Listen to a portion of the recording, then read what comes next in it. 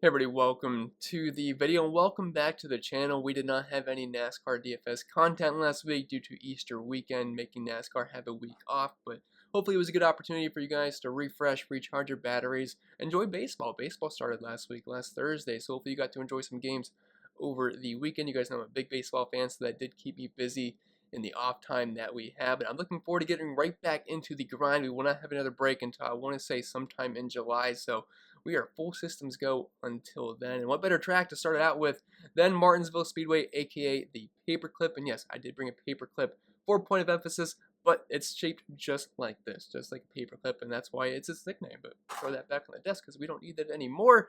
But yeah, I'm looking forward to it, guys. And if you want to get specific, this is the Blue Emu Maximum Pain Relief 500. That is quite the title of a race, but we got 500 laps here at Martinsville, so points are going to be very, very high this week, and it's going to be a really good time.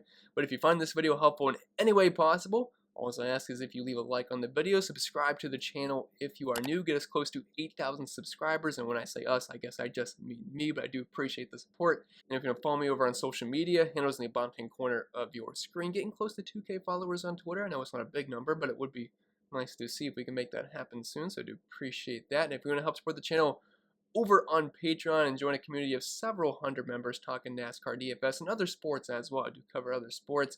Link is down below for that. You get access to everything I say every single week. I don't want to sound like a broken record. I know I do ramble on a little bit, but there's a ton of stuff there. You can just click the link and it'll tell you everything you get access to. But the one big new thing, which I kind of revamped everything over on the Patreon site, is that I now have my own personal optimizer. If you guys watched the video last week for the Bristol Dirt Race, I mentioned that it was going to be free for that weekend as a beta test, and I think it went really well. Got a lot of positive feedback, and I feel like the projections were pretty good. And a little bit of a humble brag here, low-key humble brag, but I did want to mention it. This was my first week ever, or I guess last week was my first week ever doing ownership projections for NASCAR. I always kind of did it for myself, but it was the first time ever putting it out there. It had a 93% correlation for my ownership projections compared to the field, so I just wanted to throw that out there. It was a pretty good opening week for the ownership projections, but you can vote 150 lineups, do groups, randomness, uniques, all that fun stuff that Fantasy Cruncher can do. You can do it over on there. And so if you want access to the optimizer this weekend or for the rest of the month, link is down below. You can check it out. Join the Discord community as well. And if you want a free money bonus up to $50 over on Monkey Knife Fight, use code CPEN for an instant deposit match. But I think that's it for the shameless plug. So without further ado, let's dive into the preview of this week's video. And as per usual, we gotta go over some housekeeping and some announcements before we get to the actual preview of this video. So I guess the big thing I should mention is that I am no longer with Osmo. I'm not gonna be doing any content with them anymore. No live streams, no live before locks, no articles, nothing. Strictly back on my own, which I'm sure a lot of you are gonna be happy about. I know I got comments every single week saying they wish I wasn't on Osmo sharing information, which I totally understand. So I am back home and could not be happier. Just got more time now to work on my stuff specifically for you guys and myself as well. So the live stream schedule this week, it's pretty simple. Won't be in the Live Before Lock show with Osmo. I'm not even sure if they're having one since it's on Saturday. I know MMA's probably around the same time, so I mean, I guess I don't really care anymore because I'm no longer on it. But the live stream for this channel, for me, it's going to be around 5 p.m. Eastern on Saturday. I think that's probably a good time because I'm going to be doing baseball content as well. I know I'm going to have to update lineups and cheat sheets and stuff with lineups rolling in around 5 to 6 p.m. So assuming baseball locks at 7 that day, it should give me like an hour or so after our live stream from 5 to 6 to update that stuff, and then I'll have time to update my NASCAR lineups because I assume everyone's going to go to the back and screw me for that, which is one thing I'm looking forward to, not being on the Live Before Lock show, because now if people go to the back, I don't have to answer questions and do lineups at the same time. That is an absolute nightmare. I do not recommend it. It is very, very tough if you're a person that plays 150 lineups. But yeah, if you guys have any other time suggestions, you can let me know in the comments, or I could run a poll on Twitter. But I'm thinking 5 p.m. is probably a good time. And I can't cater to everybody because we'd be all over the place, so I'm just going to have to pick a time. But I'm thinking probably 4 or 5 p.m.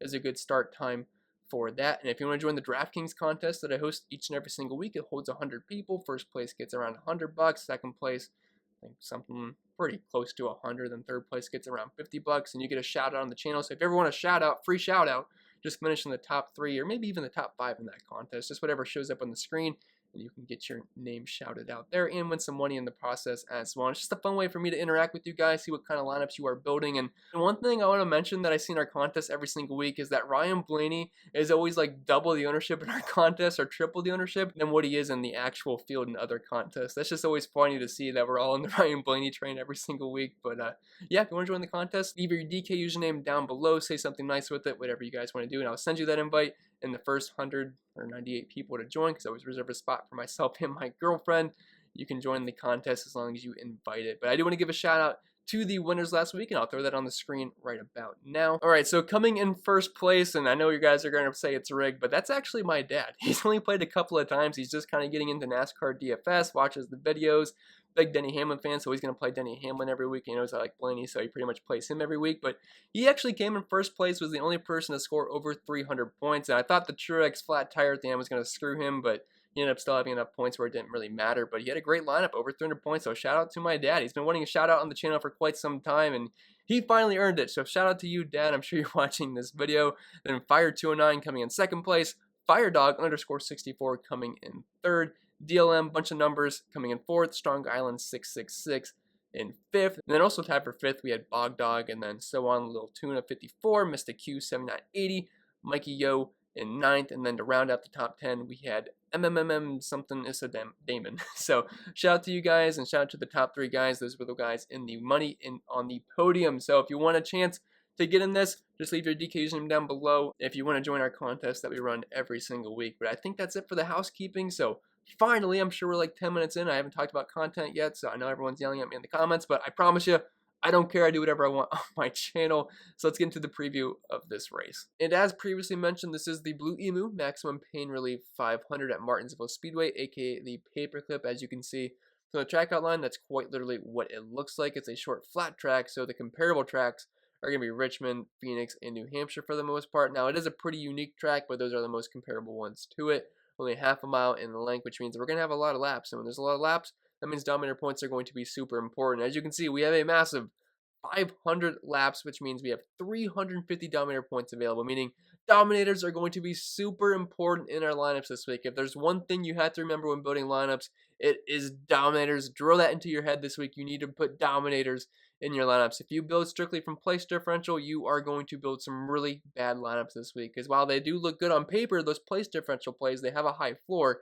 Someone up front's probably going to lead close to 200 laps in this race, and if you don't have one of those guys in tournaments, maybe in cash games with the guys low and you can get away with it, but in tournaments you need those guys up front that can lead laps. Now guys in the mid-range can still lead laps, and I say mid-range, not maybe price range, but mid-pack I should say. They can obviously dominate at some point in the race, but guys up front, they're going to dominate, so we want them in our lineups. I'm thinking, as of right now, just looking at the pricing, which the dominators are pretty expensive this week, and as they should be, I'm thinking probably 2 dominators in cash and 2 to 3 in tournaments. You can obviously build some good tournament lineups with 2 dominators, but sometimes you'd want to stretch that to 3 to try to maximize if there's like 2 major dominators and a minor dominator as well, as long as they're not super expensive. So that's kind of my thought process as of right now on Wednesday evening, but I'll have to dive into that more throughout the weekend just to try to kind of key in on that, but we'll talk about that during the live stream and obviously on my extra content over on Patreon. But also one thing I do want to mention that I kind of glossed over is that they will be running the short track aero package, which is they run at tracks Darlington and below in terms of length, so anything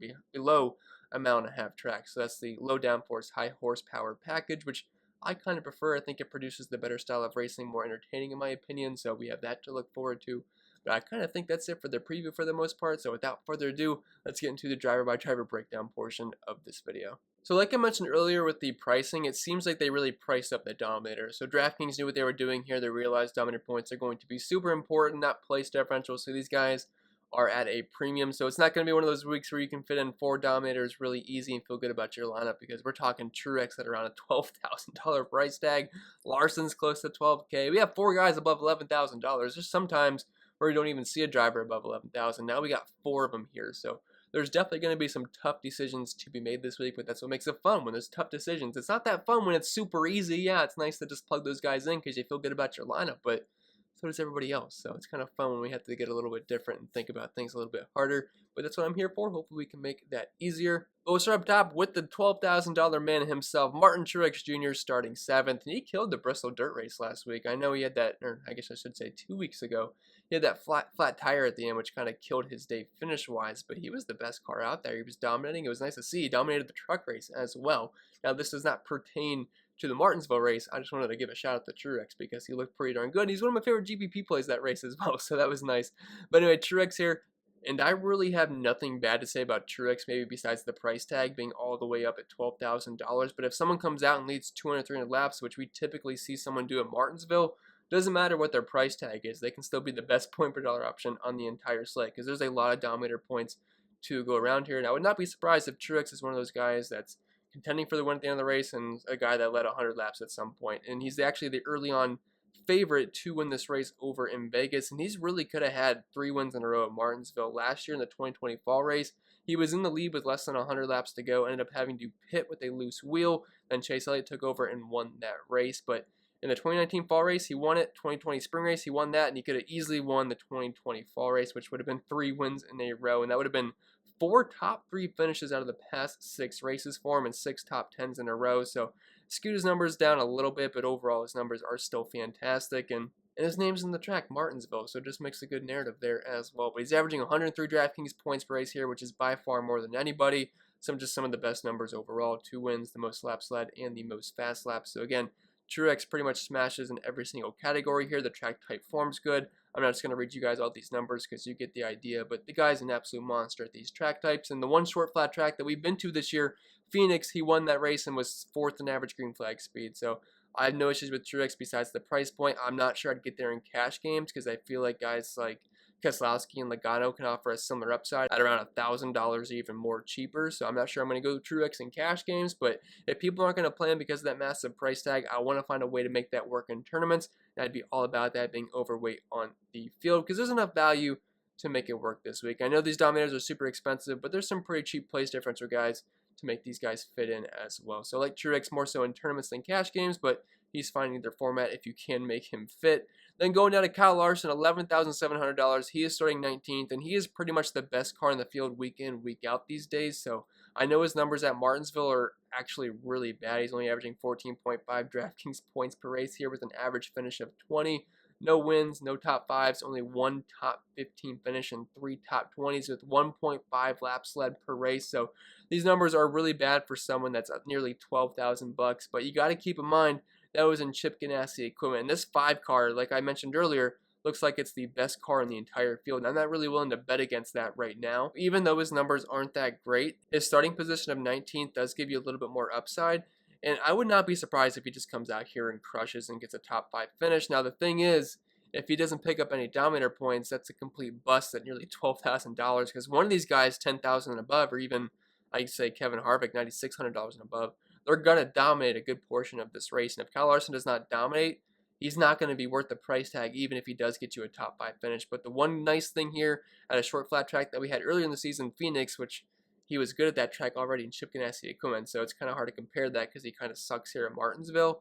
But he was great. He obviously had the best car. Now, he had to go to the back. I think that was the race he had to go to the back like 2 or 3 times, but he drove through the field each and every single time. So I'm not too concerned here with Kyle Larson, but I hate the track history here for him at Martinsville. And like I mentioned earlier, this is a pretty unique track. And when someone really struggles at a really unique track, it's kind of hard for them to get out of that funk. But I would not be surprised if Kyle Larson does that. And the starting position is really nice as well, so it gives you a nice floor. But I don't think I'm going to play Larson in cash games, to be honest, just because the track history is bad. I know he's in the 5 car now, and it changes things a ton because it looks super fast this year. Obviously, the best car. I think he's kind of the championship favorite at this moment. At least I would say that. I was saying that a few weeks ago, and he keeps putting up good performances. I know he wrecked in the dirt race, but it doesn't pertain to this one. But starting 19th, probably more of a tournament play for me at that massive price point. But yeah, I definitely can't fade the hot hand of Kyle Larson. It just probably won't be more of a tournament play over a cash play for me. Now, Chase Elliott, I'd probably rather play Chase Elliott over Kyle Larson because I feel like he's more likely to dominate. He's starting closer to the front, and he showed last year he could dominate and win at Martinsville, and he actually took a tournament down for me, and it was actually the day before my birthday, so that was a very good weekend for me. I had Chase Elliott, Ryan Blaney, 2 of my favorite drivers to roster, so it was just an absolutely awesome day. Got a bit lucky because Truex had to pit, and then Chase Elliott was, I believe, lower owned than Martin Truex. I want to say he was like one of the highest owned drivers on the entire slate, so that helped me out GPP-wise. But Elliott, he was part of that big 3 last year at the short flat tracks, and I mentioned this earlier in the season when we were at Phoenix, that Chase Elliott, Brad Keselowski, and Joey Logano, those guys were easily the best 3 drivers at these track types last year, and I don't think that's really going to change. The Penske cars are fantastic at the short flat tracks, as well as Martin Truex and Chase Elliott. So those are like your main guys that I think are most likely to dominate on Sunday. And just to show you those last year numbers, and I also threw in the 2021 race at Phoenix for the 2020 plus 2021 statistics at short flat tracks. But as you can see, Logano, Keselowski, and Chase Elliott, they're pretty much first or second in every single major statistical category. First through third in average DraftKings points per race, average finish, running position, wins besides Truex. He also had 2 wins, but top 5s, laps led, fast laps, all the dominator points. So these guys are definitely going to be a factor in this race, and they were in the last Martinsville race as well last year, actually in both races. So I'm definitely a big fan of Chase Elliott here. Again, probably not going to get there in cash games just because there's 2 guys right below him that I like a little bit better in that format because they're also very good at Martinsville, and they're a little bit cheaper and have similar upside. So I like Chase Elliott in all formats, but I'm going to lean more tournament just because of the massive price tag. Same goes for Kyle Larson and Martin Truex Jr., so there's a common theme there. But dropping out of Brett Keselowski, I think he's one of the best cash game plays in the entire slate. Like I mentioned earlier, I'm a big fan of the Penske cars at these short flat tracks. They just seem to be a step above the field. Now here, obviously, Martin Truex Jr. and Chase Elliott will have some competition there as well for them, but the Penske cars, they're definitely going to be very high owned in my lineups. They're also not overly expensive compared to the other guys as well. Keselowski, he crushes Martinsville. He was like Martin Truex Jr. He had a race where he led around 450 laps with a 500. Now, it's a different package these days, so I don't think that's going to happen again. But this is a very, very good track for him. 5 top 5s the past 6 races, the best average finish, one of the best driver ratings if we're looking at the actual finishes, the past 6 races, 4th, 3rd, 1st, 5th, and 10th. So in the top 10 every single time, the 3rd most laps led per race, some of the most fast laps, and like I mentioned earlier, he was part of that big 3 last year at the short flat tracks with Chase Elliott and Logano that absolutely crushed them. And yeah, you guys get the numbers. I could show you once again, but I don't want to sound repetitive there. So Keselowski, one of my favorite plays, and starting 10th, you get place differential upside as well. So I think pairing him with the guy starting closer to the front in cash games or just in general is a very smart way to go this week. And then dropping down to that 10K range, we have Joey Logano at $10,700, and he is starting on the pole. And the pole sitter in the COVID era has been a big no-no, even though I keep getting pulled to wanting to play them. Now, recently, I've been starting to get away from them and kind of going underweight on them to get drivers starting a little bit further back that I like more, but this is one of those spots where it might end up being dumb once we see the race happen, but as of right now, it's going to be hard for me to get away from Joey Logano, starting on the pole at a track that he is very good at. And in this race last year, which I know took place not in April, but it was later on in the season because, you know, we had the suspended year because of COVID. But anyway, Logano, he started 3rd and crushed the early portion of this race, was the main dominator. I forget exactly how many laps he led, but I want to say it was close to 200, and he absolutely crushed. His price tag was really low as well. Unfortunately, that's not the case. I want to say he was like 90, wasn't he like 9,300 or 9,500 last year at Martinsville? An insane price tag. I wish that was the case this time. Unfortunately, it is not, but this is a good track for him. Like I mentioned earlier, part of that big 3 that absolutely crushed the short flat tracks, and if you're looking at recent finishes, for Joey Logano at Martinsville, we have 3rd, 4th, 8th, 19th, 1st, and 6th, and the 2nd most laps led per race as well. So, big fan of Joey Logano, and this is a very good track type for him. And Team Penske all the way this week. Big fans of them in all formats. Denny Hamlin, $10,400. He is starting in 2nd, right beside Joey Logano. Now, he's not going to have the preferred lane. Logano is going to stick it on the inside, which is going to hurt Denny Hamlin to start. But last year, we saw Ryan Blaney start on the inside to start the race, and then Eric Almirola is right beside him. And I had virtually no Eric Almirola because I thought Blaney was going to easily lead lap 1 and lead the early portion of that race. But if you guys remember the first Martinsville race last year, it was absolutely hectic. We saw so many guys go a lap down, I think including Denny Hamlin. He went a lap down. Ryan Blaney went a lap down. Eric Almirola went a lap down. Kyle Busch, Brad Keselowski. It was so weird. So many cars missed the setups, and they ended up just dropping like a rock. I think Truex did at some point as well. It was really weird, but they ended up making it back, and Ryan Blaney was a fast car. Keselowski was fast. Truex made it back as well. I think Kyle Busch and Denny Hamlin got stuck a lap down, so they didn't really have the greatest races in the world, but I forget why I started talking about it, but again, it was a hectic start to the race. So if you do watch the races every week before just to kind of study up on, which is something I recommend doing, it was a very entertaining race to rewatch. But anyway, Denny Hamlin, assuming the majority of people, including myself, are going to play Joey Logano, that usually means people are going to shy away from the guy starting 2nd. So naturally, Denny Hamlin is just a direct pivot off of Joey Logano for lower ownership. And this is a very good track type for him. super good at the short flat tracks, and Martinsville is a very good track for him as well. 3 top 5s recently the past 6 races, some of the most laps led in fast laps. And going back to the Phoenix race earlier in the season, another short flat track in this aero package, and he was also first in average green flag speed at the other short flat track that we've been at Phoenix, and he led some laps as well, so that's a positive for him. But he's mostly just a tournament play for me, and I also want to mention that Logano was second in average green flag speed in that race as well and looked pretty darn good. So 2 positives there for guys we just talked about. But Hamlin, a fine tournament play for me, but I don't think I'm going to go there in cash games. And then Ryan Blaney, you guys know I say it every week, but I'm going to be in on Ryan Blaney in tournaments. The reason I'm not going to go there in cash games more than likely is because he is pretty pricey, and again, I'm kind of sitting on that Logano-Keselowski pairing. As of right now, my mind could change throughout the week, but as of right now, I feel like this is the best way to go. But if you want to make a Penske stack, you can go full on Penske stack this week, because I know you can make 3 dominator lineups. You're just going to have to go dig down a little bit more, but you could easily go Blaney, Logano, Keselowski. They're all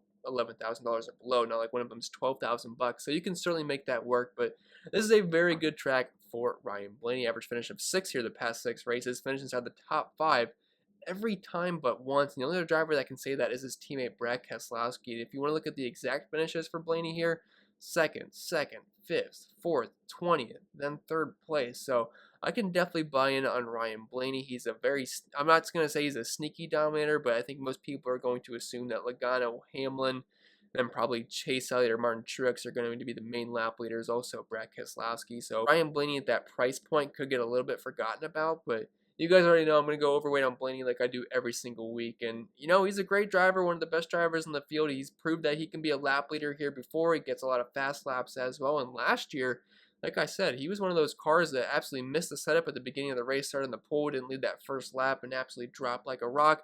Made his way back up front, picked up a lot of fast laps, so I'm definitely a big fan of Ryan Blaney in tournaments. Again, not going to get there in cash games more than likely, but a fine play nonetheless. And then diving down to the 4-digit price range, we do have a pretty interesting option here in Kyle Busch, below 10K at $9,800 starting in 12th, and the combination of the price tag in the starting position and the name value of Kyle Busch, I feel like that's going to boost his ownership up, and I wouldn't be surprised if we actually see a decently chalky Kyle Busch here, because you can easily slide him in as your 3rd dominator if you're rostering a guy like Joey Logano or Keselowski. I hate to keep using that example, it's just the first one that pops in my head, but Busch is certainly a viable option here. He's been a dominator before at Martinsville. The problem is, it's the same old story with Kyle Busch in the COVID era, where when there's no practice, it's hard to trust him to be a dominator because he's one of those guys that likes to fine-tune his car, and without that opportunity, it's just hard to trust him. Now, last year at the short flat tracks, the numbers weren't that great. You only had 1 top 5 finish, 1.3 laps led per race, only 24 DraftKings points per race in a running position of 15.5. I don't think I'm going to have an overabundance of Kyle Busch. I'd probably try to at least match the field or maybe be a little underweight on him because it's just hard to trust him as a dominator. So I'm not a big fan of Busch here, but I could buy in a little bit just because of the price point. If he could be a top 5 guy, which I think he's certainly capable of doing, and pick up some fast laps along the way, maybe not necessarily dominate, but if he could get a decent chunk of fast laps and get that top 5 finish at $9,800, it's not the worst play out there, and plus there's dominator potential as well. So I don't hate him, I don't love him either.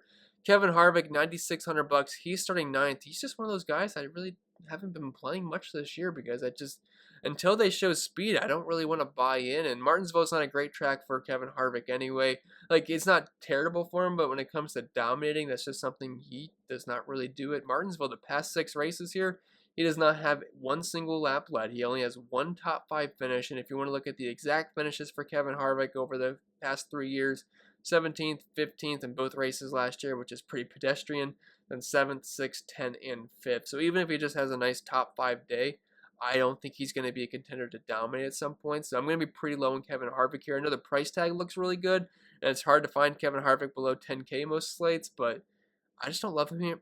I just don't love him here at Martinsville. So if you want to fade anybody up front, I guess he would be an option. I'm probably not going to full fade Kevin Harvick, but he's definitely going to be one of my lower owned dominators on the entire slate. And then after Harvick, that kind of does it for the dominators for me. You could throw William Byron in there as well, but I don't think it's very likely that he will dominate, even though he's having a great start to the season and those Hendrick cars have been blazing fast. And speaking of a Hendrick car, the next guy up is Alex Bowman at $9,200. He's starting back in 20th, and he's nothing more than a really good place differential play with top 10, top 5 finishing position upside. Last year at Martinsville, he actually had back-to-back top 10 finishes, finishing 6th in both races. I don't think he's going to be a guy that can dominate, but we know he's got top 5 potential. He's finished inside the top 10 3 out of the past 6 races here with an average finish of 13.3, running position of 14.4. Again, not a likely lap leader, but he can pick up some fast lap points. So starting 20th at $9,200. Is he a bit pricey? Yes, but that place differential upside will make up for it. It's just in tournaments, I'm probably getting to a third dominator like a Ryan Blaney, maybe even a Kevin Harvick or Kyle Busch. I don't really love those guys, but potentially over just a safe place differential guy like Alex Bowman. But I do think he's actually a pretty strong play overall. Then dropping down to the 8K range, we have Kurt Busch at $8,900. He's starting all the way back in 21st. And Martinsville, pretty darn good track for Kurt Busch, and starting all the way back in 21st, I would say I'd probably like him a little bit more than Alex Bowman. One, because he's $300 cheaper, and he just has a really good track history here. 46.2 DraftKings points per race, an average finish inside the top 10. Good running position inside the top 10 as well. 1 top 5 finish recently, but 4 top 10s, and then finished inside the top 15 each and every single time. And if you want to look at the past 6 races, the actual finishes for him, finished 5th, 9th, 6th, 12th, 6th, and 11th. So inside the top 12 each and every single time. And if you look at last year's numbers at the short flat tracks, kind of like a top 10 guy most races for the most part. So Kurt Busch is usually a reliable, safe, and consistent option. So starting all the way back in 21st, he makes sense for me in any format, especially in cash games with that place differential upside. William Byron, not a guy I have a lot of interest in. I'm going to imagine I'm going to be pretty low on him because I just don't see him dominating over guys like Denny Hamlin, Joey Logano, Chase Elliott, Martin Truex Jr., even Ryan Blaney early on. He's kind of sandwiched right in between all those guys, and I can only imagine he's going to fall on back. Do I think he can be a top 10 guy?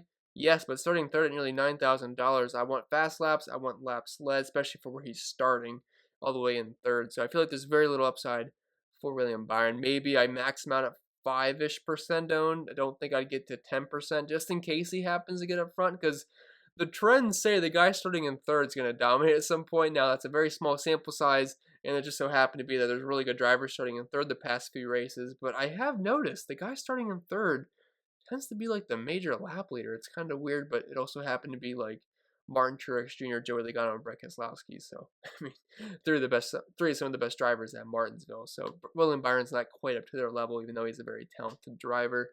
Christopher Bell, another young driver here, $8,400. He's starting all the way back in 23rd, so I think that makes him a very viable option. He only has 2 races under his belt in the Cup Series at Martinsville, and he was in much worse equipment in the 95 cars, so I'm not really willing to put any stock into that. But in the 2020 fall race, he did finish 15th in the 95 car. Now that he's in the 20 car for Joe Gibbs Racing, we have legitimate top 10 potential here. So starting all the way back in 23rd at a pretty low price tag of $8,400 for the equipment that he's in and the talent that he possesses, I think he's in a really good spot. So I definitely do not mind having a decent amount of Christopher Bell. The only thing is, the guy right below him, Aric Almirola, is going to be one of, if not the highest owned driver on the entire slate. So if you want to get a little bit different in tournaments, I guess Bell would be that direct pivot off of Aric Almirola. But anyway, just to hit on Aric Almirola quick, he is going to be your cash game lock for the most part. I'm not sure why DraftKings priced him this low. He should probably be closer to $9,000, starting all the way back in 31st. And this is not that bad of a track for him. And you got to keep in mind, he had 2 races in a row where he had issues where he finished in 33rd place and 37th. But besides that, he's pretty much a top 15 guy. Finishes of 7th, 9th, 11th, and 14th. And even with those 2 races in the 30s for his finish position, he still has an average finish of 18.5 and a running position of 13.5 with 2 top 10s and 4 top 15. So while we can't expect him to be a dominator, at $8,100 starting in 31st, he can seriously pick up close to 20 spots in this race when it's all said and done. So in cash games, you're playing Almirola. Is there pivots in tournaments like Christopher Bell and Tyler Reddick and Bubba Wallace even?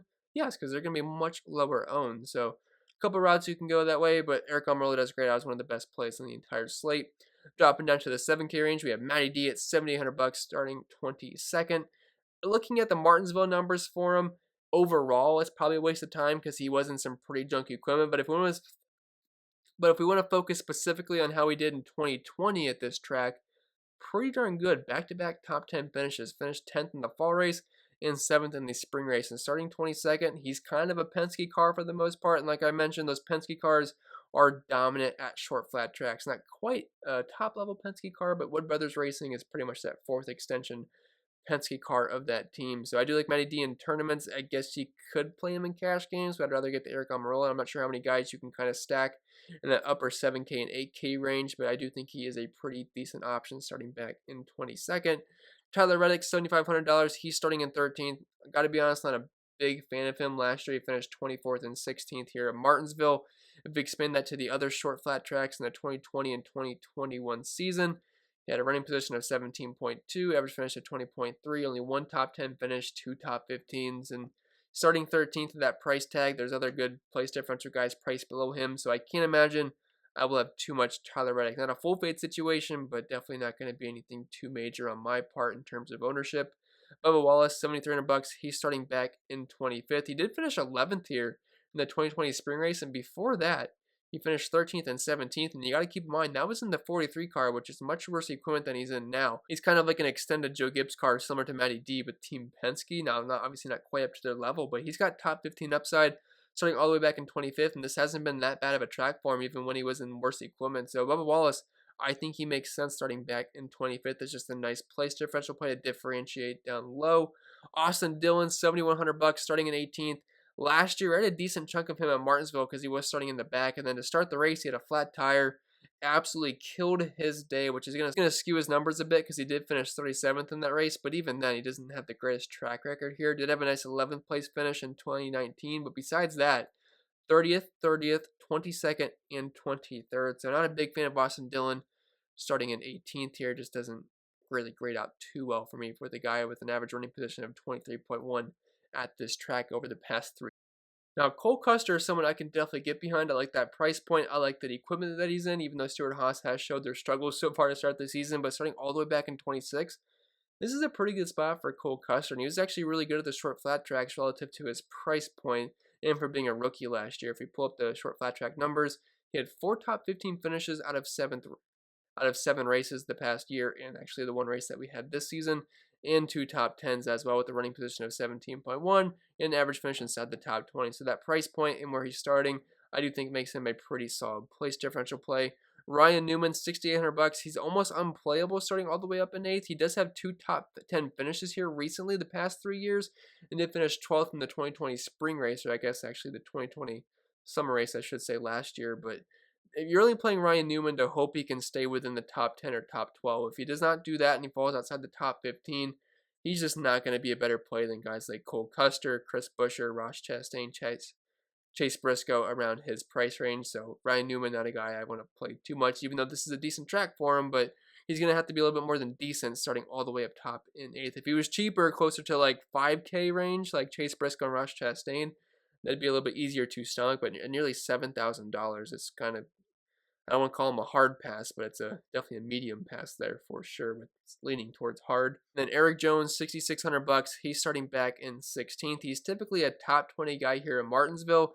Only problem is he's now no longer with Joe Gibbs. He's in the 43 car, and the numbers Bubba Wallace put up in the 43 car weren't that bad, so I don't think Eric Jones is going to suck. I think he can hover around that 15th to 18th place range, but there's very minimal upside for Jones. I feel like he's kind of starting where he should finish. I'll probably have a little bit of Jones just to get a little bit different down low, but that would be the only reason. I don't think we're going to have a super strong performance from Eric Jones here. Chris Buescher starting 15th, $6,400. He actually made one of the optimal lineups at Martinsville last year, if I remember correctly. And then the one race he absolutely flopped. Yeah, he finished 13th in the 2020, I guess I'll call it the summer race instead of spring. Then he finished in, I think it was dead last, 38th in the 2020 fall race, which did kill a lot of lineups because he was very chalky in that race. But he did top 15 finishes here the past 6 races, so I can definitely get in a little bit of Chris Buescher at that price point. Plus, he showed promise so far this year as well. Not thinking he's going to be a real top 10 guy, but there's potential for that, and I feel like he can at least finish right around where he starts, which is not terrible at that low price tag of $6,400. And if we look at his numbers last year, the short flat tracks, they weren't great by any means, but he's typically a guy that can hover around that 20th place range, which we're going to hope a little bit more for starting 15th, but I still think he's a fine option nonetheless because of the price point and the upside that he's shown us so far this year. Ross Chastain, $6,300. He's starting back in 27th. Kyle Larson was not very good in this car with Chip Ganassi Racing, and Chastain's obviously a big downgrade from Kyle Larson, but starting all the way back in 27th in a car that can contend for top 15 finishes, $6,300. He's an aggressive driver, but he can certainly gain some spots here. So I'm definitely a fan of Chastain starting 27 because if we want to roster these big name guys, we're gonna have to dig down to this price range, and it's just a really appealing play starting all the way back in 27 for a guy that should be a top 20 contender.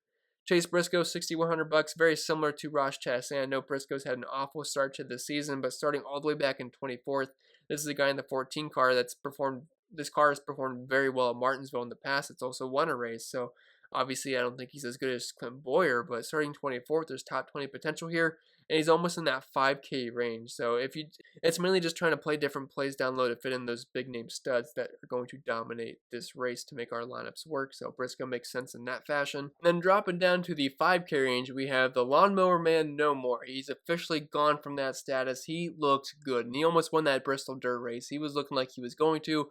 He was dominating portions of that race, and then at Atlanta, I believe that was the last track we were at before the Bristol Dirt race, he was looking really good in that one as well, until he had that, I believe it was a speeding penalty, which kind of killed his really good finish. But Suarez, he looks very, very impressive. He's kind of that third RCR car for the most part, and this team, Trackhouse Racing, it looks super duper impressive. They honestly got to be the most impressive team that from relative to what their expectations look like so far to start this season. And shout out to Daniel Suarez. He's a guy, I know sometimes he doesn't get a lot of love for being a great driver, but he's doing very well in that 99 car, and I'm pretty happy to see him do that well. It's really nice to see.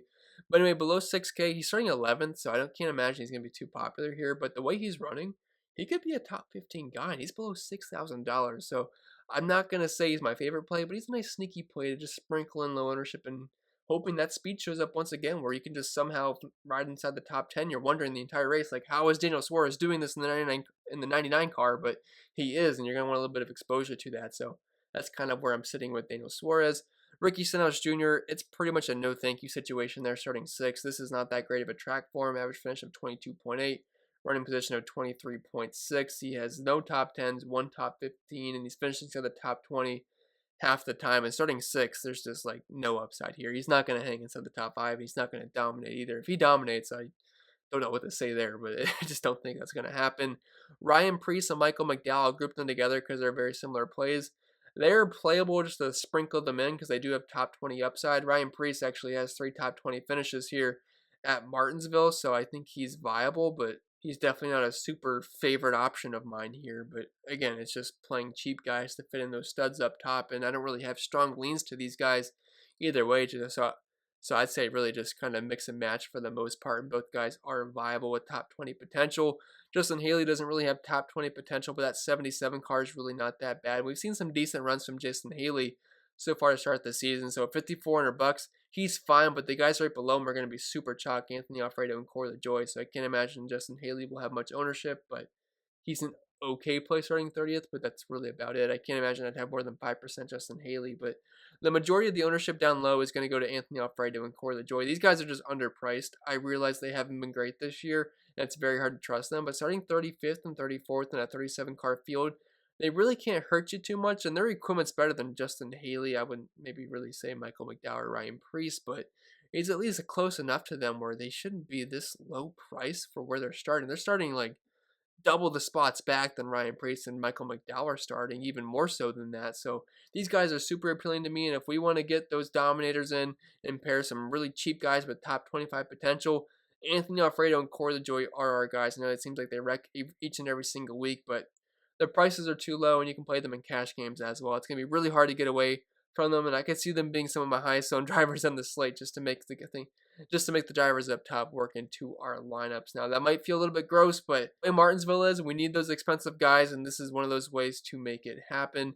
Then after Corey LaJoie, I don't want to play these guys. Davison, McLeod, Yaley, Cody Ware, Bilicki, Half, these are just not guys I want to play. If you had to play one, I guess BJ McLeod starting 36 is somewhat interesting. He did finish 27th here before, so he's got that going for him.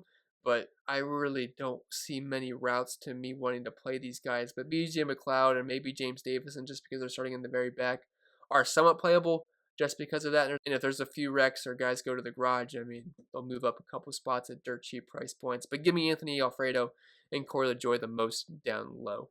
And with that being said, guys, I think that's going to be it for the video. It's another long one, but you guys say you don't mind the long videos, so They're going to keep coming for you guys, but do appreciate you watching. If you made it all the way through, please let me know down in the comments below. You guys rock if you do, because I know these are pretty long videos to get through, so I do appreciate you watching. If you want to follow me over on social media, Pennell16 on Twitter, cpen16 over on IG. Make sure you leave your DK username down below if you want to enter our contest that I host each and every single week. You can win money, and you get a shout out over on the channel as well. And if you want to help support the channel over on Patreon, you get some stuff in return as well. You can join the community with several hundred people. You get the projections, the optimizer that's been newly added to the Patreon. It's also got ownership projections as well, rankings, cheat sheets, driver exposures, my entire data sheet that I have behind you guys with all the tabs. And there's a ton of good information on there. And last but not least, if you want a free money bonus up to $50 over on Monkey Knife Fight, use the link down below right beside the monkey emoji so I don't think you can miss it, and use code CPEN at checkout to get a free money instant deposit match bonus up to $50. You can use some of the information I talked about in this video for DraftKings and use it to your advantage over on Monkey Knife Fight. They got a lot of fun parlays. You can even go 80x, 100x your money in some contests. So check it out if you want, but I think that's going to be it for everything, guys. Appreciate you watching once again, and I'll see you guys in the next video or the live stream on Saturday if you happen to stop by.